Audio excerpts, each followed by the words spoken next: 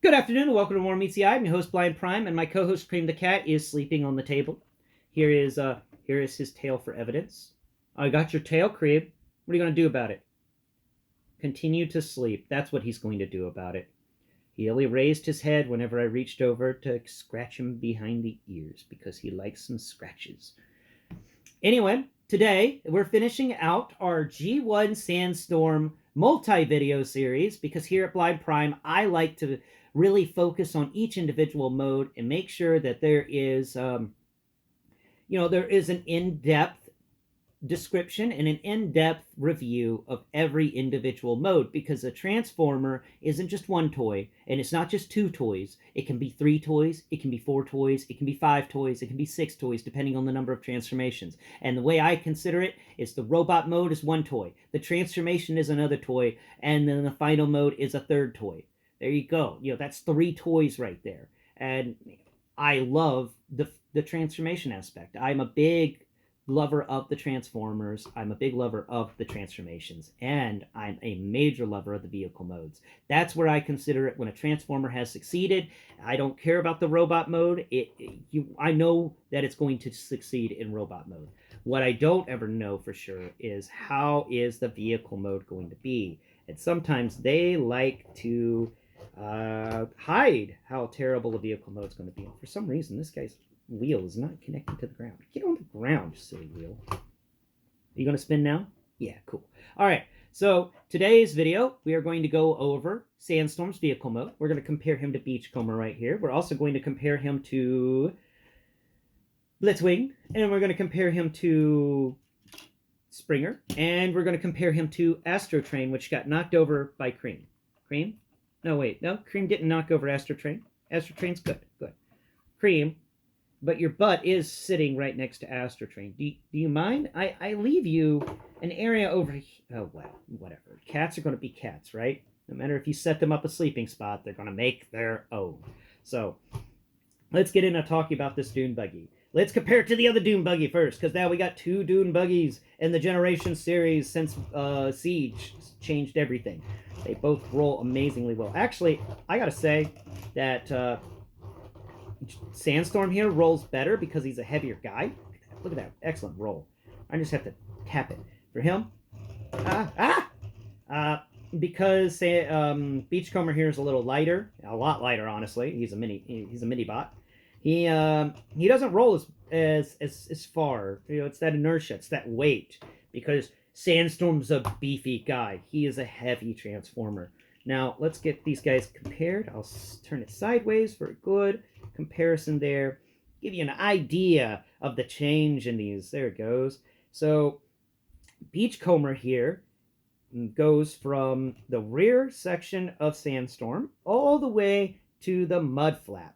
That's right behind the front wheel. That's a big difference. Let's see. Can we just put Sandstorm on the hood? Yeah, we can. We can just put Sandstorm on the hood of the Dune-Buggy. Yeah, Dune-Buggy. Dune-Buggy. I like this Dune-Buggy. I do hate that this bit sticks out so far because if it didn't, you could actually get some really good wheelies with this Dune-Buggy. Like you can't really get any good wheelies with well, actually no. Beachcomber here can do some epic wheelie action. That's not the case with Sandstorm here. Sandstorm does kind of wheelies, but he's got like a trailer hitch for his Dune-Buggy. Because he's got the epic Dune-Buggy that can hold a couple of people. Well, like 4 people. And Beachcomber's Dune-Buggy is a small beach Dune-Buggy. It's like the Dune-Buggy that, was it Josie and the Pussycats had the Dune-Buggy? Or was it Racer? I don't remember. 70s cartoon had a Dune-Buggy. The Beachcomber is that type of Dune-Buggy. But then, in the 80s, Operation, whatever that one was called. I don't know why we always have to call it operations. Nobody's transplanting any organs or taking an appendix out. But anyway, this is the type. Sandstorm becomes the type of Dune-Buggy that became very popular in the 80s. The long-nosed Dune-Buggy that's thinner than the beach Dune-Buggy and has a full cockpit, like a full seating area. There's no roll bars or anything. Well, there are roll bars inside the seating area, but this is a dune buggy made for going over sand in deserts and stuff. Beachcomber is a dune buggy meant for traveling across beaches in little sandy areas. But if you want a dune buggy that will take you to the middle of the Sahara, you want the one that G1 Sandstorm is. You want that type of dune buggy. That will take you to the middle of the Sahara. Beachcombers here? No, no, no. That's an open cockpit. There's no air conditioning in there. There's air conditioning in Sandstorm though. So I just wanted to give you an idea of the difference between those. Also, the front lights for Beachcomber are sticking up and kind of bulbous and goofy looking, like a typical dune buggy for the beach. But then we get Sandstorms here, and his headlights are actually in the nose, and they're etched in there, and that shows you what they're expecting. They're expecting this thing to go through some heavy stuff. Like this is more on the military side of a dune buggy, and Beachcomber's more on the civilian side of a dune buggy. So let's set Beachcomber down here, and let's go over the dune buggy mode, and then we will move into comparing him to the other triple changers to see which triple changer wins on vehicle mode. Now, Sandstorm did win out on aircraft mode. He had the best feeling aircraft. Now, let's see if he also has the best feeling vehicle. So, starting from the front with the headlights, you got two headlights that are etched in to this front area. This thing doesn't have some sort of front bumper. It's just naked at the front. It's kind of thin, and then the wheels stick out on the sides. Very similar to the Plymouth Prowler. Y'all remember the Plymouth Prowler? Yeah, this thing's got a very similar nose. It's just that instead of it being kind of rounded, it's flat at the top. And we got some nice vents going on here. We got good vents. I love me some good vents. And I think I used to have a Matchbox car that was like this. So the wheels, of course, made of, they said vinyl, so I'm going to say vinyl and not rubber, which is really cool. Glad we found a use for those old records. I wonder how many old Beatles albums these wheels came from. So, further going up this thing, we got these two little circle vent things that are really neat. We got the windshield here. There's no windshield wipers because in a desert there's no windshield wipers needed. It's a desert. If it's going to rain, just stop moving and it will stop raining very shortly, and then all the rain on your windshield will dry up very quickly. I like the fact that they added rear view mirrors. That was a fun little touch. I didn't expect that, but I think those are rear view mirrors on each side. And we've got the little bitty handle of a door right there on either side. It's on both sides. So it's a little door area, and this is a platform that they can step up onto to get in. And then when they open the door, I guess they would fall back into this vehicle. And these high sides ensure that not too much sand is going to be getting inside. It's doing its best to keep the sand at bay. It's a really difficult thing. Sand is coarse. It's horrid. It gets everywhere. To quote Star Wars right there. Anakin Skywalker had the best things to say about sand in any movie ever. He just had the best things to say about sand. Like, I love his quotes about sand because honestly, that's how I feel about sand. It's coarse. It's gritty. It gets everywhere. All right, moving on. We've got this nice little top of the vehicle. Comes out pretty well. I am a little surprised by the lack of floodlights. You would think there'd be a couple of floodlights on this guy, at least, but there's none. Now, somebody did tell me that the Autobot symbol is this square panel that is smooth. I assume that may have been the Autobot symbol, and that was the case, so that's cool. I like that this is a center Autobot symbol. And moving down here, we've got some really nice arms. The arms become these side bits for it. Now, this is a part that I'm a little annoyed by. With all the great texture work that they've done here, this little platform right here on the side has no corrugated steel. Like, where is my Beachcomber? Beachcomber, come here, buddy.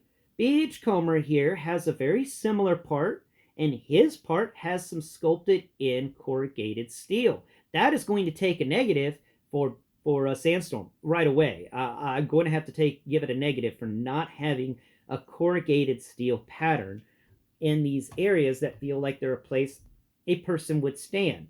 So in both of those areas on either side of the core of the cab, there is no corrugated steel texturing, and that is a shame. That is definitely a point off. I am very surprised by that because of how well they textured everything else. I like the barred windows on the side, or the slatted windows.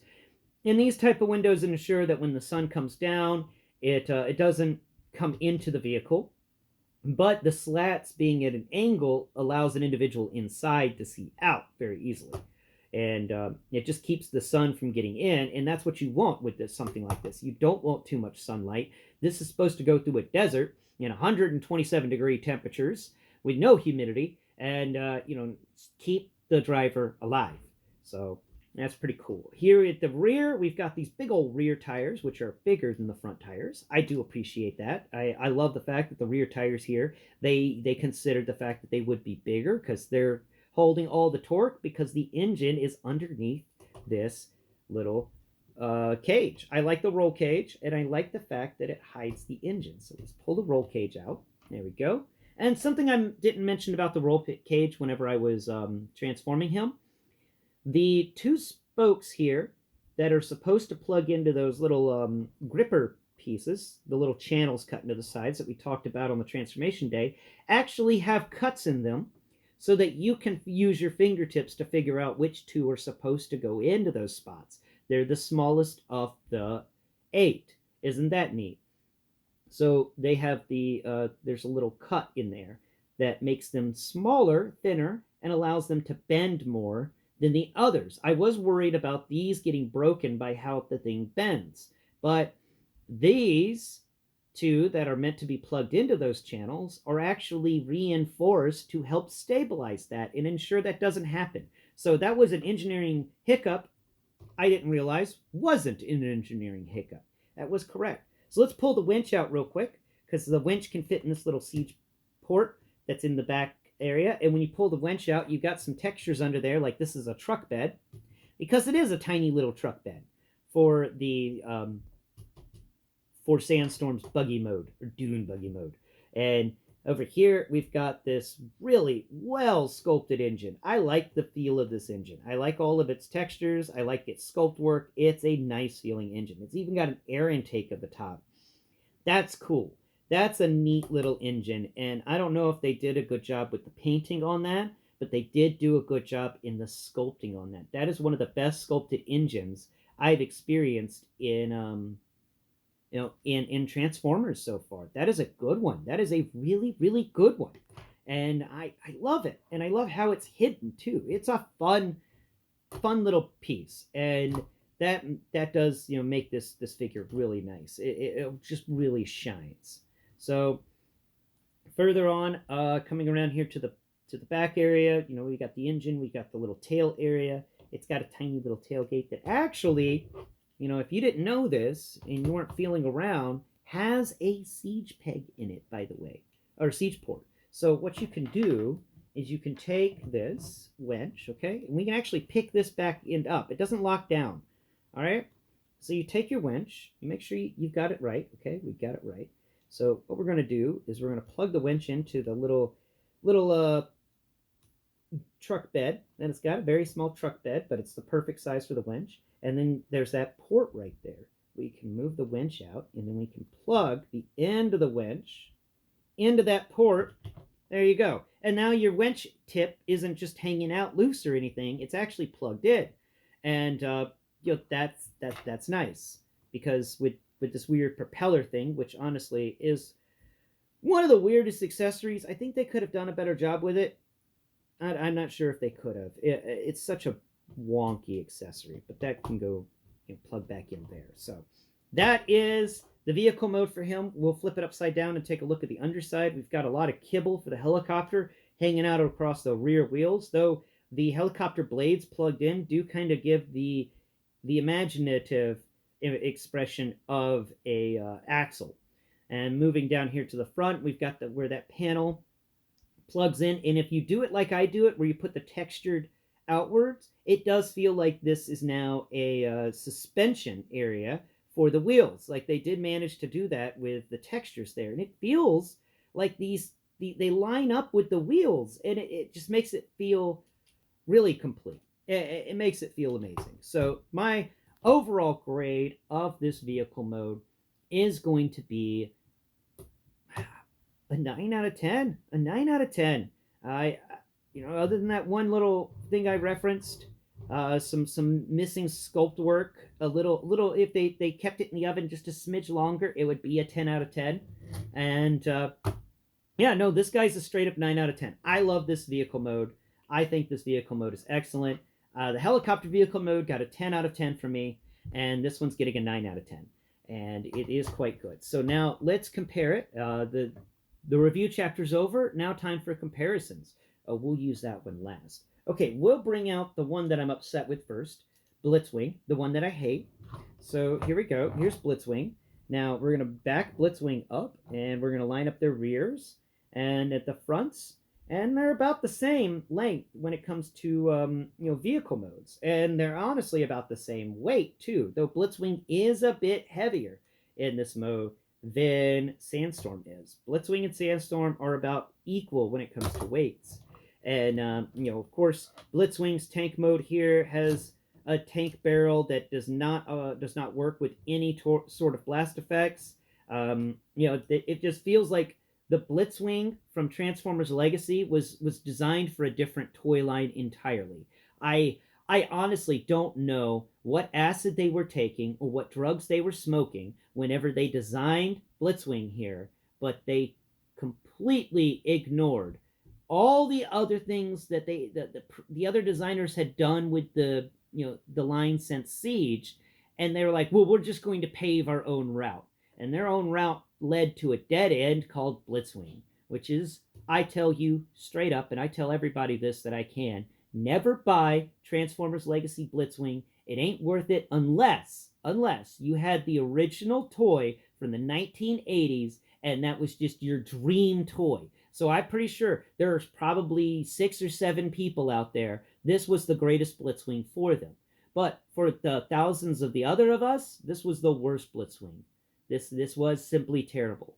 And the robot mode, no matter how good, cannot make up for the fact that the tank mode is crap and the MiG mode is POS. It is APOS. It is not worth the money. If you can find this for $20, I say $20 is the amount you should pay for Blitzwing from Legacy. That's my own personal opinion on that matter, but $20 is what I think it's worth, because you're just buying the robot mode. Now, let's move into other comparisons. Next on the list is the next up, because I'm going by what I think is the best vehicle mode. I'm starting with the least best, and I'm moving towards the best. Now we have Springer, which tells you exactly what I think is the next one. But let's take a look at Springer first. So we got Springer here. We're going to back Springer up to the rear of the Dune-Buggy, and there we go. The Dune-Buggy's Sandstorm is longer than Springer. Sandstorm's also heavier than Springer. Sandstorm's also taller than Springer's armored car mode, but Springer's armored car mode is supposed to be short and squat. I appreciate the fact that it is kind of a Cybertronian crazy car design. I like that. I like that about Springer, and Springer is attempting to do something here. That is to make some weird version of a 2005 armored vehicle that they imagined up in 1986. So, they're like, in 19 years, this is what the military will be using. That's not really the case. In 2005, the military were still using the Humvees that they had in the 80s. So they should have just stuck with the Humvees. They should do more Humvees, honestly. Why are there not more Decepticon Humvees? There should be. Now, we're better. Let's see.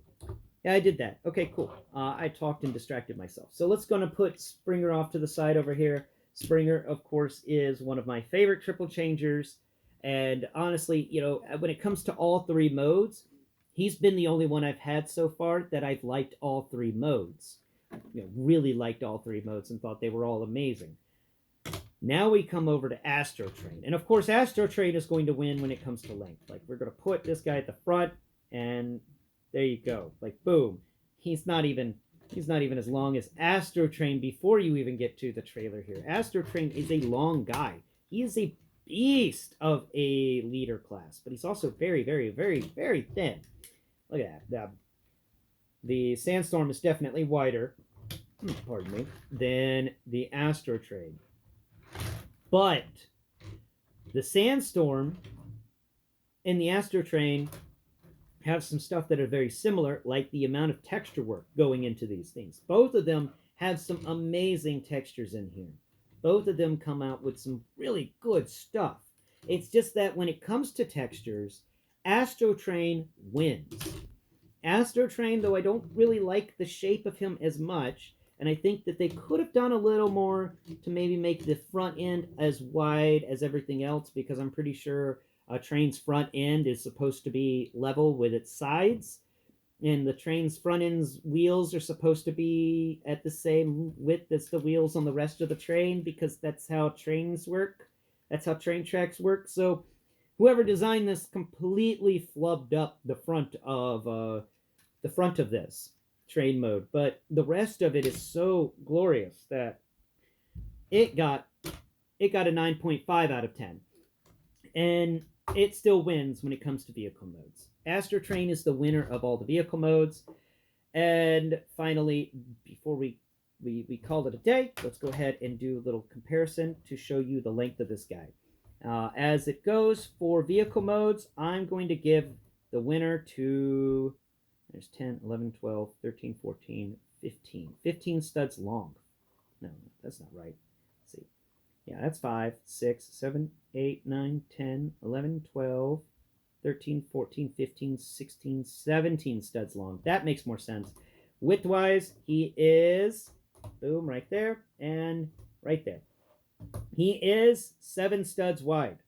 That's pretty good. He is a good beast of a figure, and my overall rating for everything about him is I'll give him a 9.7 out of 10. He is an amazing figure, in my opinion. I think he is worth the price. I bought him at a Memorial Day sale where for some reason at Target he was 50% off. I was very happy to come across that sale, but not everybody will. But I honestly would have paid $50 for this guy. I personally think he is one good Transformer. This has got an amazing transformation. All three, both vehicle modes work. The robot mode works. This guy works.